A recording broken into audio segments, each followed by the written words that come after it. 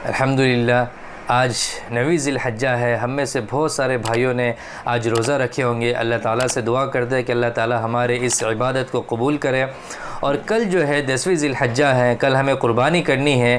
کل سے لے کر 12ویں ذی الحجہ تک جو وقت ہے 3 دن کا وقت 10, 11 اور 12 ہمیں قربانی کرنی ہے. افضل جو ہے 10ویں ذی الحجہ ہے. 10ویں ذی الحجہ کو قربانی کرنا افضل ہے. باقی کے دن میں بھی اگر آپ قربانی کرتے ہیں 11 اور 12ویں ذی الحجہ کو تو بھی آپ کی قربانی صحیح ہو جائے گی. اب ذبح کے وقت عام معمول کے مطابق سارے لوگ جو ہے بسم اللہ اللہ اکبر پڑھتے ہیں. لیکن اگر کسی نے بسم اللہ کی جگہ بسم الرحمن کہا یا بسم الکریم کہا، یعنی اللہ کو چھوڑ کر اللہ کے دوسرے جو نام ہے، رحمان ہے، رحیم ہے، کریم ہے، ان ناموں سے اگر وہ شروع کرتا ہے اور قربانی کرتا ہے تو آیا اس کی قربانی صحیح ہوگی یا نہیں ہوگی؟ تو اس کا جواب یہ ہے کہ اگر تعظیم کے ارادے سے اس نے اللہ تعالیٰ کی کوئی اور نام لیا، رحمان کا نام لیا، کریم کا نام لیا، رحیم کا نام لیا اور اس نے قربانی کیا تو اس صورت میں اس کی قربانی جائز ہو جائے گی. ایسا ضروری نہیں ہے کہ اللہ ہی کا نام لو. اللہ کے سوا اگر کوئی اور نام لیتے جیسے رحمان ہے، کریم ہے، رحیم ہے، یہ سارے اللہ کے نام ہیں، تو ان ناموں کے ذریعے سے بھی اگر وہ قربانی کرتا ہے تو اس صورت میں اس کی قربانی صحیح ہو جائے گی. لیکن بہتر یہی ہے کہ بسم اللہ اللہ اکبر کہہ کر قربانی کرے تو یہ بہتر ہے. لیکن جہاں تک مسئلہ کا سوال ہے، اگر رحمان یا کریم کے ذریعے سے اور تعظیم کے ارادے سے، تعظیم کا ارادہ مقصد ہو اور کوئی مقصد نہ ہو، تو اگر اس ارادے سے اگر کرتا ہے تو اس صورت میں اس کی قربانی صحیح ہو جائے گی. اس کی قربانی میں کوئی رکاوٹ نہیں آئے گی. دوسرا ایک مسئلہ ہے کہ ہم بسا اوقات دیکھتے ہیں کہ جب ایک انسان، ایک مولانا یا ایک آدمی جب قربانی کرتا ہے تو بسا اوقات دیکھا جاتا ہے جو کسائی ہوتا ہے تو کسائی جو ہے وہ ساتھ میں جو ہے چاقو پکڑ لیتا ہے اور ایک ساتھ میں جو ہے وہ چھری چلاتے ہیں. تو یاد رکھے چھری چلاتے وقت جو بھی چھری میں شریک ہوں گے وہ سب کا جو ہے بسم اللہ اللہ اکبر کہنا واجب ہے. اس کے بغیر آپ کی قربانی صحیح نہیں ہوگی.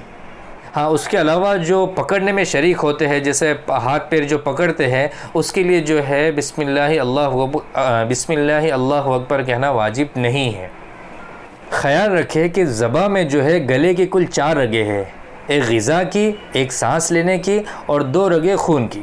ان میں سے اگر 3 بھی کٹ جائے تو بھی آپ کا جو قربانی ہے یہ جائز ہے، یہ حلال ہے، اس کا گوشت کھا سکتے ہیں. لیکن اگر 3 کے بجائے 2 رگوں کو آپ نے کاٹے تو اس صورت میں جو ہے آپ کے لیے وہ قربانی بھی جائز نہیں ہوگا، قربانی بھی صحیح نہیں ہے اور اس کا گوشت کھانا بھی صحیح نہیں ہے.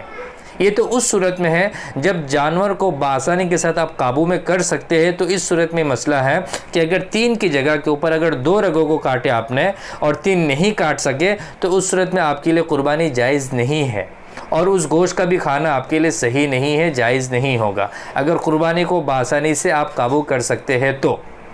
لیکن دوسری ایک شکل یہ ہے کہ ذبح اضطرابی، یعنی ایسا جانور ہے جو بآسانی آپ کے قابو میں نہیں آ پا رہا ہے، آپ نے بہت کوشش کیے، بہت اس کے لیے جدوجہد کیے، لیکن وہ جو ہے آپ کے قابو میں نہیں آ پا رہا ہے. تو اس صورت میں طریقہ یہ ہے کہ آپ جو ہے جانور کے کسی بھی حصے کے اندر چھری چلا دیں، کسی بھی حصے کے اندر.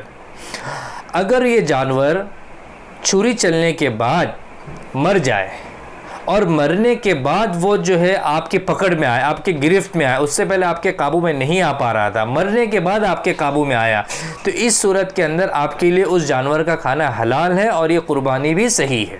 یہ تو ایک شکل ہے. لیکن دوسری شکل یہ ہے کہ جب آپ نے اس کے اندر چھری چلائے، بدن کے کسی بھی حصے میں چھری چلائے اور چھری چلانے کے بعد مرنے سے پہلے وہ آپ کے قابو میں آ گیا.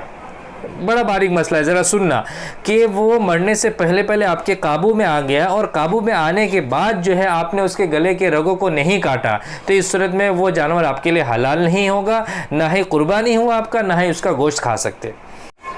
لیکن اگر وہ مرنے کے بعد آپ کے کنٹرول میں آتا ہے، وہ مرنے کے بعد آپ کے قابو میں آتا ہے تو اس صورت میں اس جانور کا کھانا آپ کے لیے جائز ہوگا اور آپ کی قربانی بھی صحیح ہو جائے گی.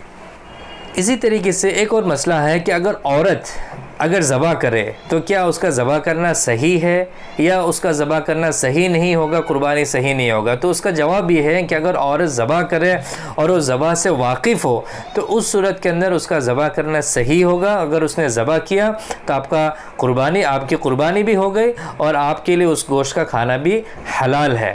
مکروہ چیز کیا ہے ذبح کرتے وقت؟ کل 11 چیزیں ایسی ہیں جو ذبح میں مکروہ ہے۔ اس کو بالکل دھیان سے سنیے، 11 چیزیں ایسے ہیں جو کہ ذبح کے کام میں مکروہ ہے۔ وہ کیا ہے میں آپ کو گناتا چلوں۔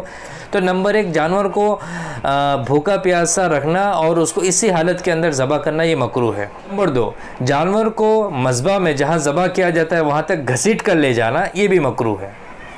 اسی طریقے سے گراتے وقت بیجا سختی کرنا۔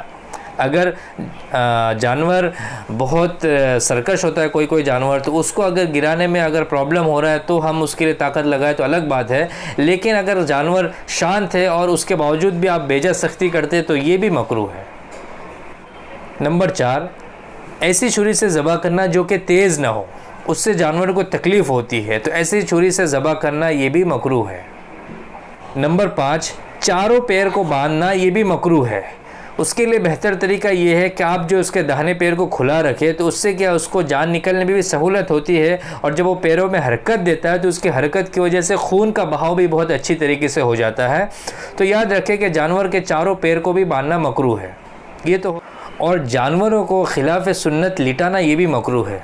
سنت طریقہ یہ ہے کہ جانور کو آپ بائیں پہلو پہ لٹائیں گے۔ جب جانور کو بائیں پہلو پہ لٹائیں گے تو اس کا طریقہ یہ ہوگا کہ جب جانور کو بائیں پہلو پہ لٹائیں تو چاروں پیر قبلے کی طرف آ جائیں گے، اور آپ جو ہے آپ کا چہرہ بھی قبلے کی طرف ہوگا۔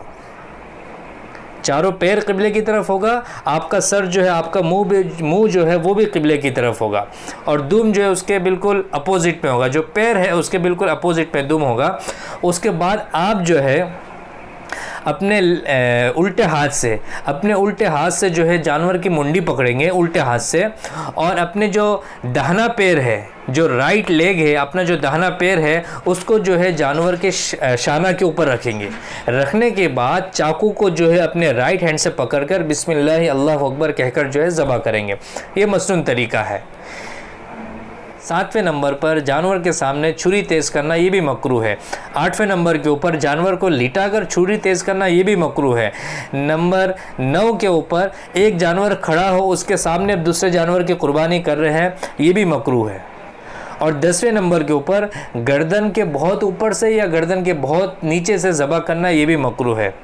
اور 11واں نمبر کے اوپر ذبح کرنے کے بعد خون کے ٹھنڈا ہونے سے پہلے ہی گردن سے اس کا منڈی کو الگ کر دینا، یہ بھی مکروہ ہے۔ بہت سارے کسائی اس طریقے سے کرتے ہیں کیونکہ ان کے سامنے جو ہے اور بھی ان کو قربانی کرنی ہوتی ہے، جس کی وجہ سے یہ جو ان مکروہات کو کرتے ہوئے نکل جاتے ہیں۔ لیکن ہمیں جو اس کا خیال رکھنا ہے کہ ان کو روکنا ہے کہ بھائی ابھی جو اس کے خون کو ٹھنڈا ہونے دو، اس کے بعد جو ہے اس کا منڈی الگ کرو اور اس کے کھال وغیرہ نکال۔ 11 مکروہات ہے، تو اس سے ہمیں بچنا ہے، کیونکہ ہم جو ہے ذبح جو کر رہے ہیں، قربانی جو کر رہے ہیں، وہ رضا الہی کے لیے کر رہے ہیں۔ تو وہ اس رضا الہی میں اگر یہ 11 چیزیں ناپسندیدہ ہو جائے تو پھر وہ رضا الہی کہاں رہی؟ تو اس وجہ سے ان مکروہات سے ہمیں اجتناب کرنا ہے، پرہیز کرنا ہے۔ اب ان حلال جانور میں اس ذبیحہ کے اندر، حالانکہ یہ جو جانور ہے ذبح ہونے کے بعد اس کا کھانا آپ کے لیے حلال ہے، لیکن ان کے اندر 7 چیزیں ایسی ہیں کہ جس کا کھانا آپ کے لیے حرام ہے۔ وہ 7 چیزیں میں آپ کو بیان کرتے چلوں تاکہ آپ لوگ اس سے اجتناب کریں، پرہیز کریں۔ میں نے بہت سارے لوگوں کو ان چیزوں کو کھاتے ہوئے دیکھا ہے، تو جو بھی لوگ سننے کے بعد ان چیزوں کو دوسرے تک پہنچائے تاکہ آپ کا وہ بھائی حرام کھانے سے بچ جاوے۔ نمبر 1، اگر گائے ہے تو اس کا شرم کا کھانا یہ حرام ہے۔ اگر نر ہے تو اس کا شرم کا کھانا آپ کے لیے حرام ہے۔ اس کے خصیتین، اس کے کپورے کھانا آپ کے لیے حرام ہے۔ یہ 3 چیزیں۔ اسی طریقے سے جو خون ہے، جب آپ اس کو ذبح کرتے ہیں تو ذبح کرنے کے بعد خون جم جاتا ہے، تو بہت سارے لوگ اس خون کو بھی کھاتے ہیں، یہ حرام ہے۔ اسی طریقے سے پیشاب کی تھیلی جو ہے، بہت سارے لوگ اس کو بھی کھاتے ہیں، یہ بھی حرام ہے۔ اسی طریقے سے جو جلد ہے، جلد اور گوشت کے بیچ میں جو ایک گانٹھ ہوتا ہے، بہت سارے لوگ اس کو کھاتے ہیں، یہ بھی حرام ہے۔ اسی طریقے سے پتا جو ہے، یہ کھانا بھی آپ کے لیے حرام ہے۔ یہ 7 چیزیں ہیں جس کا کھانا آپ کے لیے حرام ہے۔ خدا را آپ لوگ اس سے اجتناب کریں، پرہیز کریں۔